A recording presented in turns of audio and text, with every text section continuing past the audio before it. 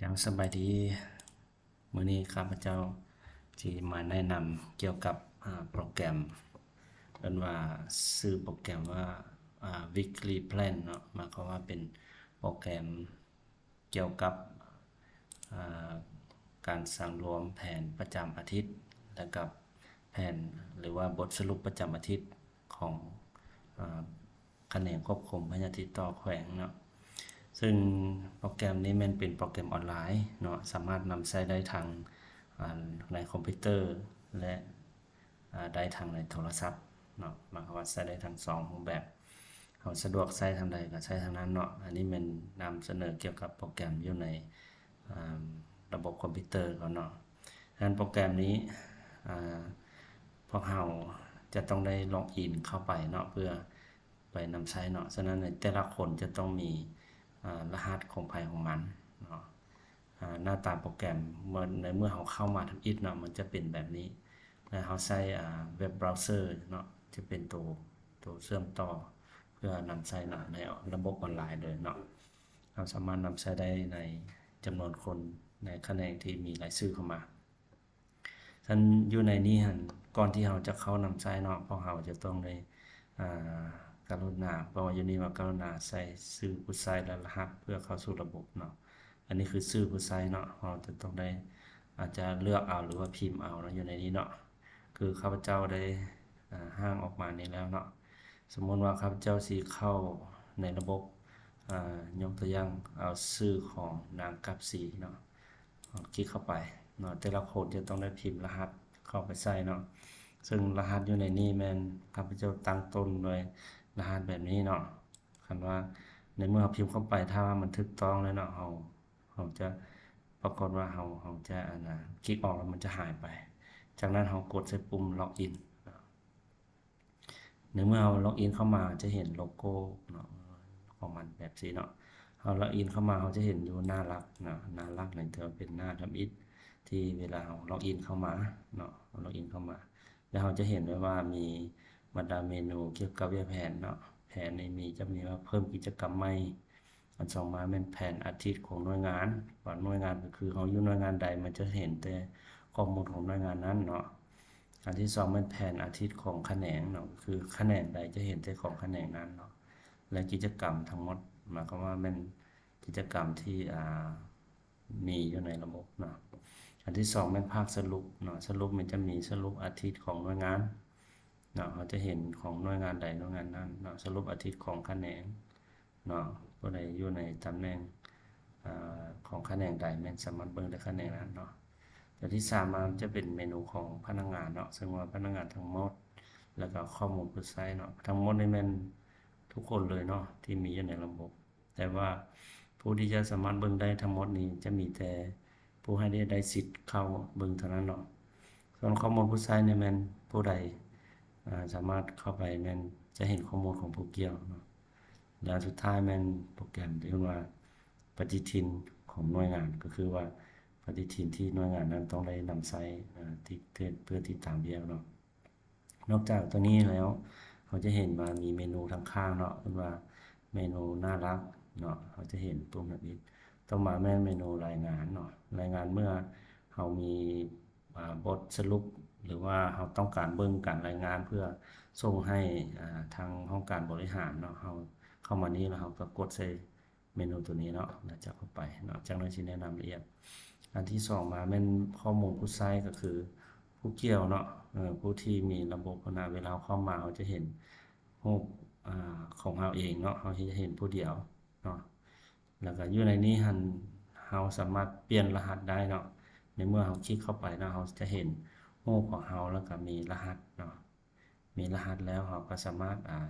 รู้ได้ว่าเราอยู่แขนงใดหน่วยงานใดเราตำแหน่งเราแม่นวิหยังสิทธิ์นำใช้เนาะแล้วก็สถานะประจำการเนาะจำนวนนี้แม่นข้อมูลสำคัญหลายเนาะถ้าว่าผู้ใดประจำการมันสามารถเบิ่งได้ในระบบถ้าว่าผู้เกี่ยวบ่ได้ประจำการอาจสิแม่นบำเหน็จบำนาญบ่หรือว่าถึกย้ายไปบนอื่นแม่นจะบ่สามารถเบิ่งได้เนาะจะหันจะแม่นภาคส่วนรวมนี้จะเป็นกิจกรรมที่ผู้เกี่ยวได้รับผิดชอบเนาะที่ได้พิมพ์เข้าเนาะอันนี้มันสามารถเบิ่งได้เนาะถ้าว่าเราอยากแปลงรหัสอยากเปลี่ยนรหัสเนาะ ไม่ได้ท่านเข้าไปที่ edit นี่เนาะไปที่ edit แล้วก็เปลี่ยนรหัสสามารถเปลี่ยนชื่อแล้วก็เปลี่ยนรหัสได้เนาะแต่ว่าภาคส่วนอื่นเนาะคือแขนงหน่วยงานตำแหน่งบ่หรือสีน้ำใสนี่จะบ่สามารถเปลี่ยนได้เนาะแล้วก็สามารถเปลี่ยนรูปได้เนาะซึ่งเราจะลบรูปเก่าออกแล้วเราอัปโหลดรูปใหม่เข้าไปหรือว่าเราอาจจะรักษารูปที่เรามีอยู่นี่ก็ได้เนาะถ้าเราแปลงแล้วเราก็กดเซฟ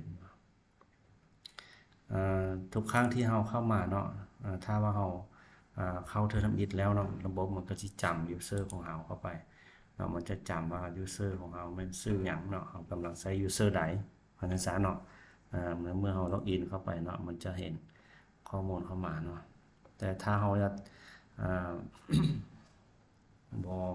บ่ล็อกอินเนาะข้อมูลดังกล่าวพวกนี้เนี่ยจะบ่สามารถเบิ่งได้เนาะ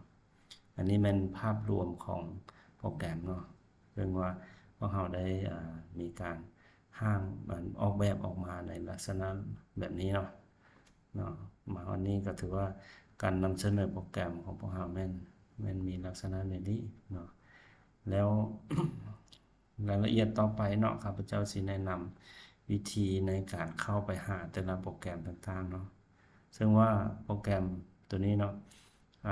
ก่อนอื่นก่อนที่เราจะไปเบิ่งข้อมูลได้นั้นเราก็ต้องไปแต่ละอาทิตย์เนาะเราต้องได้ไปสร้างกิจกรรมเนาะ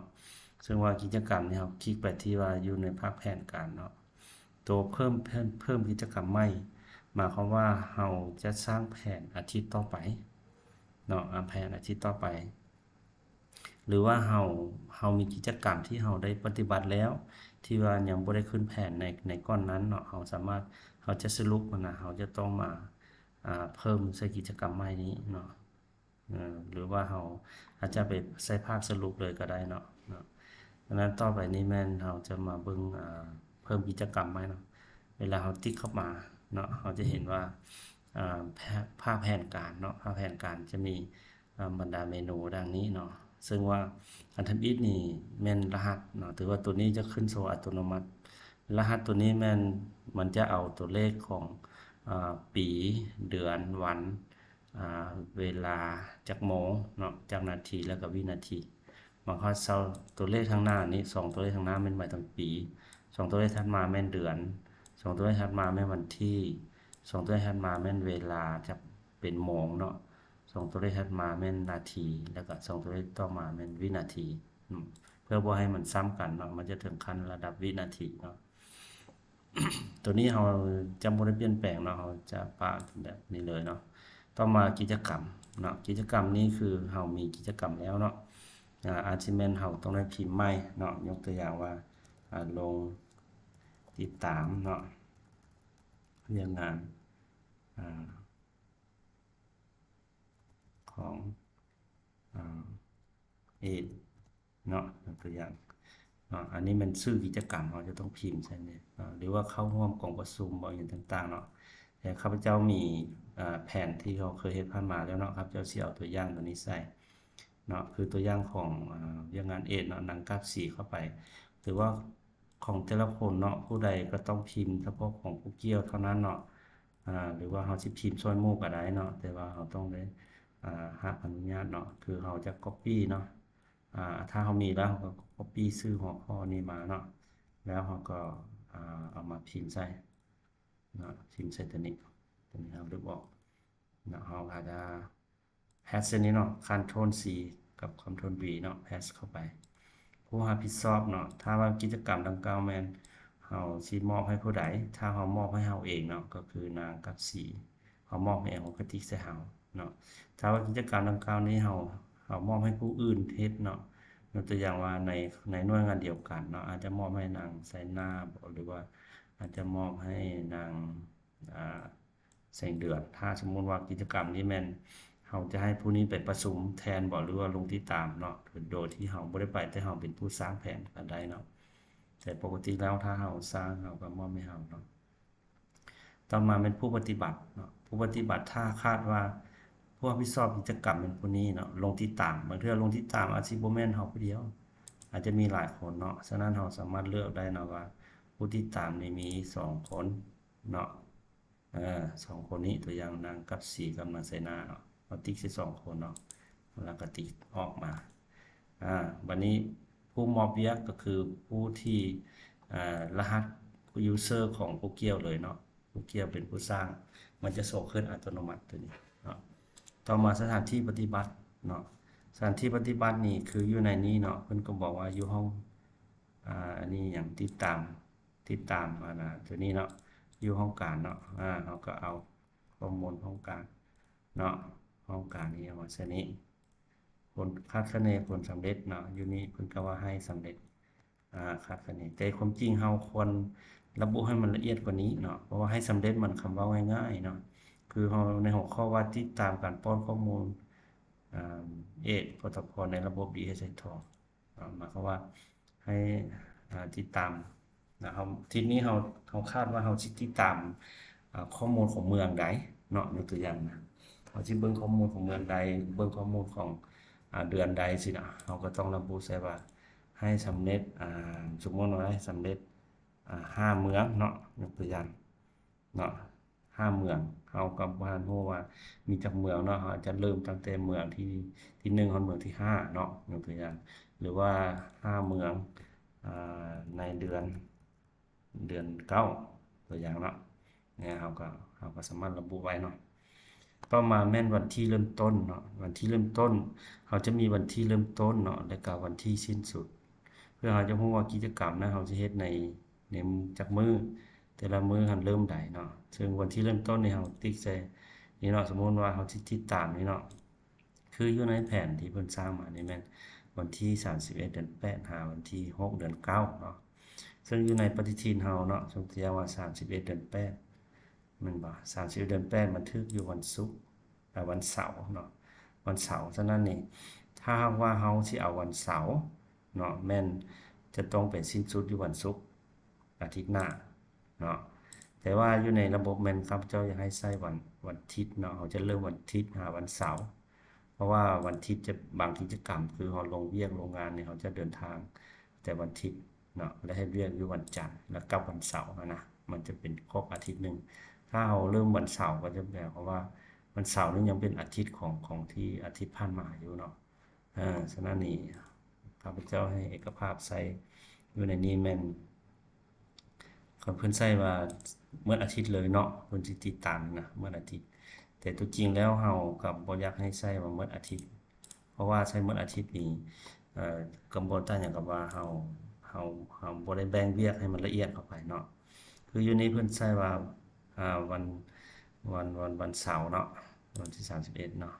แต่ข้าพเจ้าว่าสิบ่เอาวันเสาร์ที่เริ่มวันอาทิตย์เนาะวันที่1เดือน9เนาะแล้วก็ไปสิ้นสุดอยู่วันที่1เดือน9มันจะมาสิ้นสุดที่วันที่7เดือน8เดือน10เนาะวันที่ขอโทษวันที่7มาเอาเริ่มวันที่1หาวันที่7เนาะมาถึงวันเสาร์วันอาทิตย์เนาะแล้วเวลานี้มันจะขึ้นให้เฮาเนาะในเมื่อเฮาเลือกเอาวันที่นะถ้าว่าเราจะเลือกวันตอนเช้าหรือตอนสวยเนาะขึ้นกับ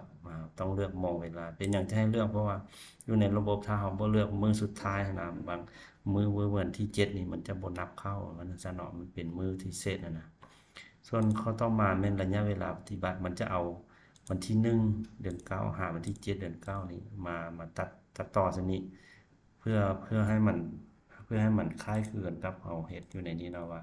วันที่31เดือน8เนาะหรือวันที่1เดือน9หาวันที่7เดือน9จังซี่นะเนาะระยะเวลาปฏิบัติเพราะว่าเฮ็ดหลายมื้อเนาะต่อมาแม่นข้อแรงถึงนี้ให้เราเลือกเอาเนาะอยู่ในนี้เราก็สามารถเลือกได้เนาะถ้าว่าเป็นเงินของภาคส่วนใดเนาะสมมุติว่าเป็นเงินกิจกรรมตัวนี้เนาะว่ากิจกรรมติดตามการป้อนข้อมูลตัวนี้เรา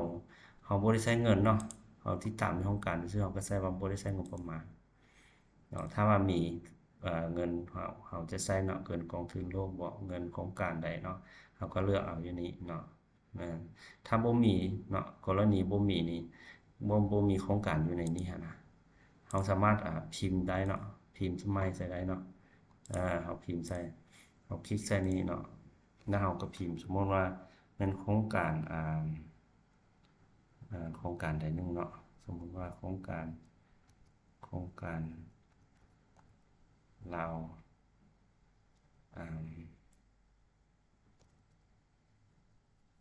โครงการลาวเวียด สมมุติว่าเนาะเขาก็สามารถพิมพ์แล้วเขาเลือกเอาได้แบบนี้เนาะแต่ตัวจริงอยู่ในกิจกรรมที่เราเฮ็ดนี่มันบ่ได้ใช้เงินเนาะเราเฮ็ดอยู่โครงการเด้เนาะเราบ่ได้ใช้เงินเราก็เลือกว่าบ่ได้ใช้งบประมาณเนาะอันนี้เฮ็ดตัวอย่างให้เบิ่งเด้อจากนั้นของหมายเหตุเนาะถ้ามันมีเราก็พิมพ์ใส่เนาะหมายเหตุนี่นะต่อมาแม่นแขนงนี้เราจะตั้งอัตโนมัติว่าแขนงควบคุมพยานติดต่อหรือว่าแขนงอื่นที่เรามีอันนี้เนาะแต่ว่ามันจะขึ้นอัตโนมัติแม่นแขนงควบคุมพยานติดต่อ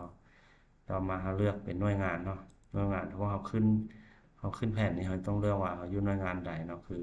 เราอยู่หน่วยงานเอเราก็ขึ้นว่าหน่วยงานเอเนาะเราเลือกเป็นหน่วยงานเอและอยู่ในสถานภาพหมายถึงว่าอยู่ในนี้เรามีอยู่3ตัวเลือกเนาะ1แล้วแม่นยังบ่สำเร็จก็คือเวลาเราขึ้นแผนทำอิฐนี่เราจะใส่ว่ายังบ่สำเร็จเพราะว่ามันอยู่ในช่วงที่เรากำลังปฏิบัติหรือว่าเรายังบ่ทันปฏิบัติเทื่อนะเนาะอันที่2แม่นสำเร็จเนาะหมายความว่ากิจกรรมนั้นถูกปฏิบัติแล้วตัวนี้เวลาเราปฏิบัติแล้วนะเราจะต้องได้มาหมายใส่เนาะเลือกมาใส่สถานะตัวนี้หรืออันที่3แม่นถ้าว่าเวลาเราปฏิบัติไปแต่ว่าเวียกตัวนี้บ่ถูกปฏิบัติอาจสิแม่นถูกเลื่อนบ่ถูกโจะเนาะถือว่าเราบ่ได้ปฏิบัติเราจะมาเลือกเอาสถานะตัวนี้แต่ในเบื้องต้นนี่เวลาขึ้นแผนนี่เราก็ปะไว้ให้มันเป็นว่ายังบ่สำเร็จเนาะอันนี้จะขึ้นอัตโนมัติและมันจะบอกว่ายังบ่สำเร็จนี่เป็นสีเหลืองเนาะเป็นสีเหลืองเด้อแล้วก็มันจะบอกว่าแผนปี2024แล้วก็เป็นอาทิตย์ที่เท่าใดเนาะนี่แม่นในระบบจะขึ้นให้อัตโนมัติเวลาเราเลือกวันที่เนาะเราเลือกวันที่เริ่มต้นนี่นะวันที่เริ่มต้นนี่มันจะเอาวันที่เริ่มต้นนี่มาใส่เป็นข้อมูลสุดท้ายเนาะหลังจากเราตื้มข้อมูลเสร็จเรียบร้อยแล้วเนาะแม่นเรากดปุ่มเซฟเนาะเวลาเรากดปุ่มเซฟปึ๊บเนาะมันจะออกมาว่าเพิ่มกิจกรรมใหม่หมายความว่าเราเอาฟอร์มตัวเก่าขึ้นมาเพื่อเราพิมพ์กิจกรรมต่อไปเนาะเลขรหัสมันก็จะเอารหัสตัวใหม่มาเนาะเป็นกิจกรรมต่อไปแล้วเราก็ไปเบิ่งว่ากิจกรรมต่อไปแม่นหยังเนาะนี่ตัวอย่างว่าเราขึ้นแผนขอเงินเนาะขึ้นแผนขอเงินตัวนี้นี่เนาะเรา copy เนาะแล้วเราก็มาใส่นึกถ้าว่าเรารู้แล้วเนาะเราก็สามารถเฮ็ดไวๆได้เนาะคือตัวนี้ครับเจ้าสิปฏิบัติเราพิมพ์เอาไว้หน่อยนึงเนาะนางกัดสีเนาะเป็นผู้ปฏิบัติแต่ว่าเป็นผู้ขึ้นแผนแต่ว่านางไซนาจะเป็นผู้รับผิดชอบเนาะผู้ปฏิบัติก็แม่นนางไซนาแต่ผู้มอบเบี้ยแม่นนางกัดสีเนาะสถานที่ปฏิบัติเนาะก็แม่นอยู่ห้องการคือกันเนาะแล้วก็ให้สำเร็จเนาะตัวนี้อยู่ห้องการตัวนี้ก็เพิ่นก็เขียนย่อๆว่าให้สำเร็จเนาะให้สำเร็จอันนี้สร้างแผนให้สำเร็จแล้ววันที่เนี่ยก็แม่นวันที่1ไปหาวันที่7เนาะวันที่7ถ้าว่าโมงนี่เราอาจจะต้องกำหนดให้มันกลาย10 โมง 12 โมงแลงเนาะมันจะนับเข้ามาและแรงถืนนี่ก็บ่ได้ใช้งบประมาณเนาะคะแนนควบคุมมันขึ้นอัตโนมัติแล้วหน่วยงานก็เลือกแล้วก็กดเสร็จเนาะอันนี้มันเฮ็ดไวๆเนาะแล้วก็เพิ่มต่อไปถ้าว่าเรากิจกรรมหมดแล้วเนาะเราก็จะกดใส่ปุ่มcancel หรือว่าเก็บใส่ใหม่ cross ตัวนี้เนาะปิดฟอร์มตัวนี้ไปเนาะอันนี้เป็นวิธีเพิ่มข้อมูล กิจกรรมใหม่อยู่ในอาทิตย์นั้นเนาะเป็นอาทิตย์ต่อไปเนาะวันนี้เราจะมาเบิ่งว่ากิจกรรมที่เราเพิ่มเข้าไปนะมันอยู่หน่วยงานของเราเนาะคือแผนอาทิตย์นี่เราจะรู้ว่าแผนอาทิตย์นี้เป็นจังได๋เราไปติ๊กใส่นี่เนาะคลิกใส่นี่ถ้าว่าอยู่ในคอมพิวเตอร์เราจะเห็นว่าติ๊กเข้ามาเนาะเราจะเห็นว่าปี2024เนาะ2024เนาะเราจะอยู่ในอาทิตย์สุดท้ายแล้วมันจะอยู่ถึงเนาะอาทิตย์ที่เราขึ้นไว้เนาะจะอยู่ถึงอาทิตย์นี้จะมีหน่วยงานเนาะหน่วยงานแล้วก็จะมีชื่อผู้รับผิดชอบเนาะที่เราได้ป้อนเข้าไปเนาะมันมี3คนเนาะเรามีพนักงาน3คนแต่ละคนจะมีเวียกเนาะคืออันนี้มันเวียกรวมทั้งหมดเนาะเวียกในรวมอยู่ใน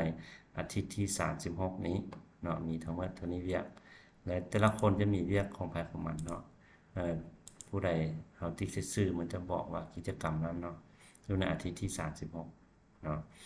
บัดนี้ในอาทิตย์36นี้เนาะเฮาฮู้แล้วว่ากิจกรรมที่ว่าจำนวนนี้แม่นยังบ่ทันได้ปฏิบัติเพราะว่าอยู่ใน4ตัวนี้เนาะเอิ้นว่า สีเหลืองนี่มันสีที่ว่ายังยังบ่ทันสำเร็จเทื่อเนาะถ้าในเมื่อเขาเห็นสีเหลืองแบบนี้แสดงว่ากิจกรรมนี้บ่ทันปฏิบัติเนาะอันนี้แม่นเฮาเบิ่งแผนเนาะแผนอาทิตย์ของเฮาเวลาเฮาปฏิบัติตัวจริงถ้าว่ากิจกรรมใดเฮาสำเร็จแล้วเนาะเฮาก็เข้ามาที่โปรแกรมของเฮาเนาะเข้ามาที่หน่วยงานเฮาแล้วเฮาก็จะเบิ่งสมมุติว่านางกัดสีเนาะลงเราป้อนข้อมูลเนาะสมมุติว่าเราป้อนข้อมูลแล้วเนาะสรุปตัวนี้แล้วตัวอย่างเนาะเราก็มาติ๊กตัวนี้ติ๊กตัวนี้แล้วเราจะมาอ่าเปลี่ยนสถานะเนาะจากที่ว่ากำยังบ่สำเร็จนี่นะเนาะถ้าว่าบันที่บ่มีหยังเปลี่ยนแปลงเราก็มาที่ปุ่มedit นี่เนาะหรือว่าดัดปรับปรุงข้อมูลเนาะเฮาอยากมันจะถามว่าเจ้าสิปรับปรุงแท้บ่เฮาก็คลิกใส่ว่า edit เนาะจากนั้นแล้วเฮามาเพียงแต่เฮามาเปลี่ยนสถานะเนาะจากสิ่งที่ว่ายังบ่ทันสำเร็จเนาะยกตัวอย่างว่ากิจกรรมที่เฮาเฮ็ดสำเร็จไปแล้วเนาะแต่วันที่1เดือน9หาวันที่7เดือน9นี่เฮาเฮ็ดสำเร็จแล้วนี่เฮาก็มาเลือกเป็นสำเร็จเมื่อเฮาเลือกเป็นสำเร็จปุ๊บมันจะปุ่มที่ว่ามันเซฟนี่นะมันจะเป็นว่าปุ่มเป็น next เนาะหมายความว่าเป็นหน้าต่อไปเพราะว่าเขาจะไปประกอบคำเห็นใส่บอนภาคสรุปเนาะหลังจากนั้นเรากด next เนาะกด next เนาะอยู่ในกด next นี่อยู่ในภาคสรุปเราผลได้รับนี่เราต้องได้พิมพ์เข้าไปเนาะผลได้รับนี่เราได้เฮ็ดสำเร็จบ่เนาะสำเร็จเราก็ใส่ว่าสำเร็จหรือว่าสำเร็จ 50% เนาะปัญหาที่พบสมมุติว่าปัญหาที่พบนี่แม่นบ่มีเนาะสมมุติว่าเราเฮ็ดไปแล้วบ่มีปัญหาถ้ามีเราก็ใส่เนาะถ้าบ่มีปัญหาเนาะเราแก้ไขนี่ก็บ่จำเป็นต้องพิมพ์ใส่เนาะต่อมาแม่นผู้รับผิดชอบตัวจริงแม่นอยู่ว่าเรา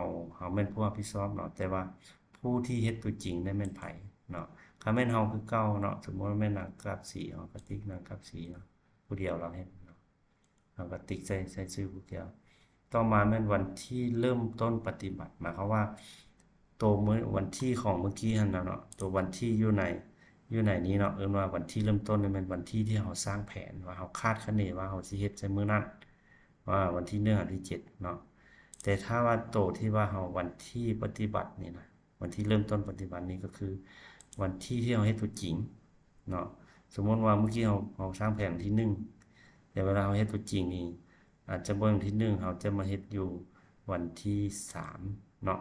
วันที่3แล้วก็ไปสิ้นสุดอยู่วันที่5สมมุติเราใช้เวลา2มื้อเนาะเพื่อมาเฮ็ดเวียกตัวนี้เนาะเราใช้เวลา2มื้อมันก็จะระบุวันที่เดือนปีที่เราเฮ็ดจริงเข้ามาเนาะแต่บ่ให้ใส่กายวันที่ที่เราขึ้นไว้ในแผนเพราะว่าคันว่ากายในแผนแล้วแม่นจะบ่ถือว่าจะเป็นการเลื่อนกิจกรรมมันซะเนาะบ่ให้กายในอาทิตย์นั้นเนาะหลังจากเราเติมข้อมูลตัวนี้แล้วเนาะเรียบร้อยแล้วแม่นเราก็กดปุ่มเซฟกดปุ่มเซฟเห็นบ่กิจกรรมที่เราได้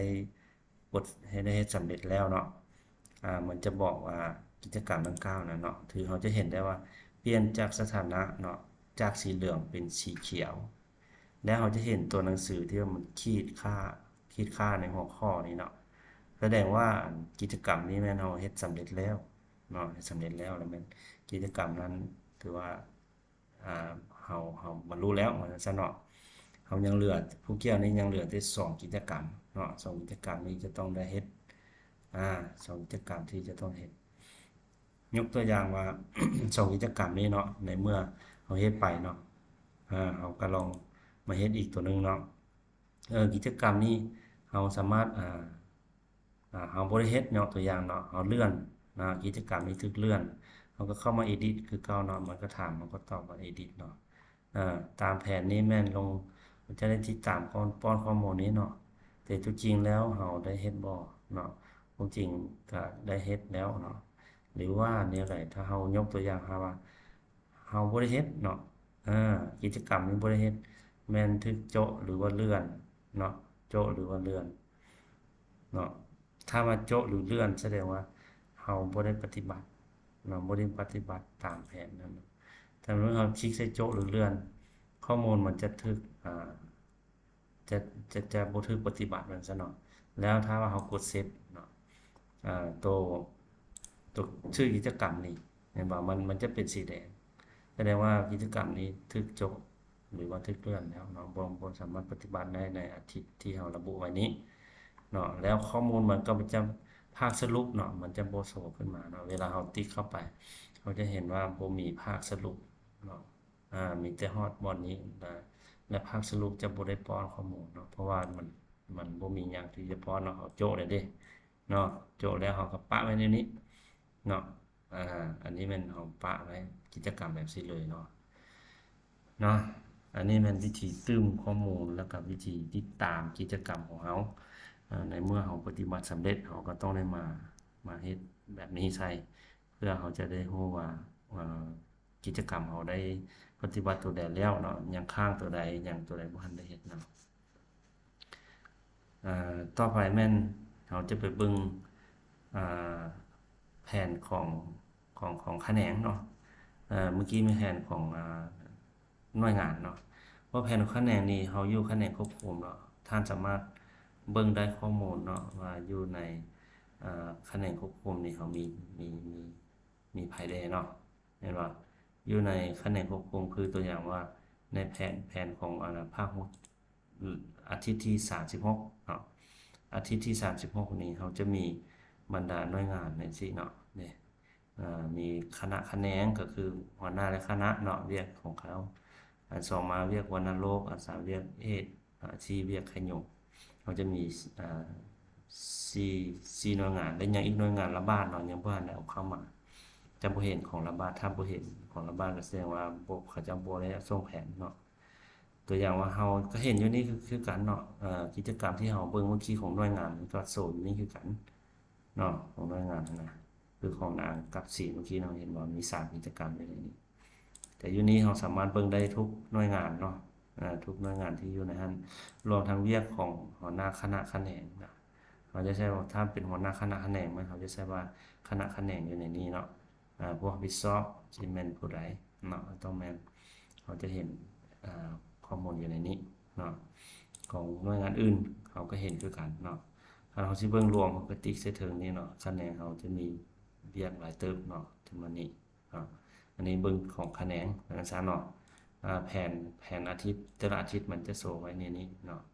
เราสามารถเบิ่งได้อยู่ในแผนของแขนงนี้แล้วแม่นคือตัวอย่างว่าเฮาบังเอิญเฮาไปเฮ็ดหลงเนาะคืออยู่ในนี้เฮากำลังใช้ยูเซอร์ของนางกับสีเนาะถ้าว่านางกับสีบังเอิญเข้าไปในเอดเนาะเอดนี่แล้วบังเอิญเขาเข้าไปเนาะคือกิจกรรมของผู้อื่นที่มันผู้อื่นสร้างขึ้นเนาะตัวอย่างว่าของนางไซนาเนาะตัวอย่างเนาะของนางไซนานี่เวลาเรากดเข้าไปปึ๊บเนาะเราจะบ่สามารถลึกได้เนาะเราจะบ่สามารถลึกได้เนาะบ่สามารถลึกได้เพราะว่ามันจะบ่แม่นเราเป็นผู้มีสิทธิ์เนาะเราจะบ่มีสิทธิ์ลึกได้ของเราเนาะแต่คือนางกับสีนี่เราจะลึกได้ของตัวเองเนาะคือตัวเองสร้างขึ้นมาสมมุติว่ากิจกรรมนี้มันซ้ำกันเนาะค่อยพิมพ์ผิดจังซี่ค่อยต้องการลึกเวลาค่อยติ๊กเส้นนี้มันจะเห็นปุ่มว่า delete เนี่ยในเมื่อเรากด delete มันจะถามว่าท่านแน่ใจบ่ว่าท่านต้องการลึกข้อมูลนี้เนาะถ้าลึกแล้วบ่สามารถกู้คืนได้เนาะถ้าแน่ใจเราก็กด delete เนาะถ้าบ่แน่ใจเราก็กด no ไปเนาะเราจะสามารถลึกได้แต่ตัวที่เราเป็นผู้สร้างเนาะเราเป็นเจ้าของว่าซั่นซะเราเป็นผู้มอบเวียกเนาะจะบ่สามารถลึกของผู้อื่นได้เนาะคืออยู่ในหน่วยงานอื่นคือกันเนาะคือใครยุ่งสิจะสิไปลึกของเพิ่นมันก็ลึกบ่ได้เด้มีแต่เบิ่งได้เนาะเบิ่งได้เนาะอยู่ในนี้นะเราสามารถเบิ่งของเพิ่นได้แต่ว่าเราบ่สามารถลึกข้อมูลได้เนาะเราบ่สามารถลึกข้อมูลได้เพราะว่าอยู่ในการอนุญาตเนาะสิทธิ์นำใช้นี่จะบ่มีสิทธิ์ลึกของกิจกรรมของผู้อื่นเนาะว่านั้นซะเนาะมาเฮานี้พอเข้าใจแล้วเนาะว่าเฮาป้อนข้อมูลแนวใดแล้วเฮาเบิ่งข้อมูลแนวใดเนาะกิจกรรมทั้งหมดเนาะอยู่ในกิจกรรมทั้งหมดนี่แม่น มายถึงว่ากิจกรรมทั้งหมดของแผนกเนาะเฮาอยู่หน่วยงานเฮาจะบ่สามารถเบิ่งได้เนาะกิจกรรมทั้งหมดนี่แม่นจะให้สิทธิ์แต่ผู้มีหน้าที่เบิ่งได้ทั้งหมดเท่านั้นเนาะเป็นต้นว่าการนำบ่หรือว่าหยังเนาะเพิ่นสามารถเบิ่งได้ทั่วทุกแขนงเนาะทุกแขนงทุกหน่วยงานเฮาเบิ่งได้แต่หน่วยงานและแขนงของเฮาเนาะอันนี้มันวิธีสร้างแผนเนาะสำหรับภาคส่วนที่ต้องการสร้างแผนเนาะต่อไปแม่นภาคสรุปเนาะภาคสรุปแม่นเฮาสามารถเบิ่งได้อยู่ในนี้คือกันเนาะเวลาเฮาต้องการสรุปนี่เฮาต้องเฮ็ดหยังคือเมื่อกี้นี่เฮาเข้าไปหน่วยงานเนาะเฮาเข้าไปหน่วยงานแล้วเฮาไปอยู่ในอาทิตย์ที่36เนาะเมื่อกี้เฮาได้เบิ่งของนะครับ4เนาะเฮาได้เฮ็ดว่าสรุปเนาะอยู่ในนี้นี่เฮาก็ตอบว่าสำเร็จแล้วเฮาให้ข้อมูลเข้าไปงั้นเวลาเฮาต้องการเบิ่งภาคสรุปเนาะสรุปของหน่วยงานก็คือกันเฮาก็เข้ามาอยู่ในอาทิตย์ที่36เนาะของหน่วยงาน A เนี่ยเฮาจะมีภาคสรุปมาเฮาจะมีตัวกิจกรรมตัวนึงที่เมื่อกี้เฮากดสำเร็จเนาะมีกดกิจกรรมนึงที่กดสำเร็จแม่นตัวที่เฮาได้กดสำเร็จในกิจกรรมนั้นไปเนาะฉะนั้นในการสรุปถ้าว่าคือเฮาสรุปอาทิตย์นั่นน่ะหมายความว่าเฮาได้กิจกรรมที่เฮาปฏิบัติในอาทิตย์นี้ก็คือเฮาได้สรุปอาทิตย์นี้เนาะแล้วแผนจะเป็นแผนอาทิตย์หน้าเนาะฉะนั้นในการสรุปนี้เฮาต้องได้มาเบิ่งว่าเวียกที่เฮาได้ระบุไว้อยู่ในแผนของอาทิตย์นี้นะมีจักเวียกแล้วเฮาได้สรุปปฏิบัติแล้วจักเวียกมันจึงโชว์มานี้เนาะถ้าเฮาบ่ไปกดสำเร็จนะมันจะบ่โชว์มานี้เลยเนาะภาคสรุปมันจะเป็นแบบนั้นเนาะในภาคสรุปเฮาจำเบิ่งได้ของคะแนนคือกันกับเรื่องแผนเนาะคือเฮาจะเบิ่งได้ว่าภาคสรุปนี้นะเด้มันจะมีว่าคะแนนควบคุมนี่เนาะจะมี2เวียกที่ได้สรุปในอาทิตย์นี้เนาะอาทิตย์36นี้นะเนาะจะมีกิจกรรมตัวนี้แล้วก็กิจกรรมตัวนี้เฮามี2กิจกรรมเนาะที่ว่าสำเร็จแล้วเนาะผู้ใดเป็นผู้เฮ็ดผู้ใดเป็นผู้จัดตั้งปฏิบัติมันก็จะโชว์มาอยู่ในนี้เนาะวันที่สิ้นสุดวันที่ปฏิบัติมันก็จะโชว์มานี้เนาะอันนี้มันภาคสรุปถือว่าเฮาเบิ่งได้อยู่ในนี้เนาะบัดนี้ต่อมาแม่นเฮาจะเบิ่งเป็นปฏิทินเนาะปฏิทินแล้วแม่นอยู่ในนี้เฮาก็มีว่าปฏิทินของหน่วยงานเนาะเฮามาติ๊กเข้ามานี้แสดงว่าอยู่ในเดือนนี้เนาะเฮาติ๊กเข้ามามันจะออกเป็นเดือนอันนี้เป็นอาทิตย์แล้วก็เป็นมื้อเนาะทำอิฐนี่เฮาเบิ่งเป็นเดือนอยู่ในเดือนนี้เนาะคืออยู่เดือน9นี่นะมันจะมีอยู่ว่ากิจกรรมเนาะตัวสีเหลืองนี่มันกิจกรรมที่ยังบ่ปฏิบัติเนาะต่อมาตัวสีเขียวนี่กิจกรรมที่ปฏิบัติสำเร็จแล้วสำเร็จแล้วเริ่มตั้งแต่วันที่1ไปหาวันที่7นี่เนาะถือว่าเป็นอาทิตย์นี้เนาะแล้วเราจะเห็นว่ากิจกรรมนี้สำเร็จแล้วเนาะบัดนี้เราจะรู้ว่ากิจกรรมใดที่บ่สำเร็จนี่ถือว่ายังตัวนี้เนาะตัวนี้เป็นกิจกรรมที่ยังบ่สำเร็จเวลาเราติ๊กเข้ามามันจะเบิ่งอยู่ในลายมือนี่เนาะในอาทิตย์ก็มีเนาะอาทิตย์นี้มันถือว่าเริ่มวันที่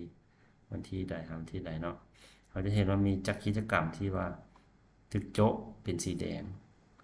สำเร็จเป็นสีเขียวเนาะแล้วก็สีเหลืองนี่มันยังบ่สำเร็จเนาะหมายความว่าท่านต้องปฏิบัติอยู่ในอาทิตย์นี้ของหน่วยงานเฮามันซะเนาะจะโชว์ทางทุกคนอยู่ในหน่วยงานนั้นเนาะมันโชว์มาหมดจะบ่ได้โชว์เฉพาะของเฮาผู้เดียวเนาะมันโชว์ของหมู่นำแลบางเทื่อเบิ่งว่าโอ้หมู่หยังบ่ปฏิบัติเทื่อนี่เขาก็หมู่ใดเนาะตัวนี้นะเนาะอันนี้แม่นเบิ่งตามปฏิทินเนาะซึ่งเฮา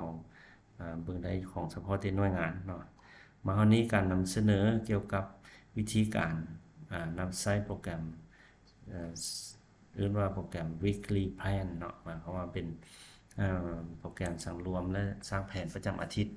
ของคะแนนควบคุมก็ขอขอบใจทุกคนที่ได้ติดตามเนาะ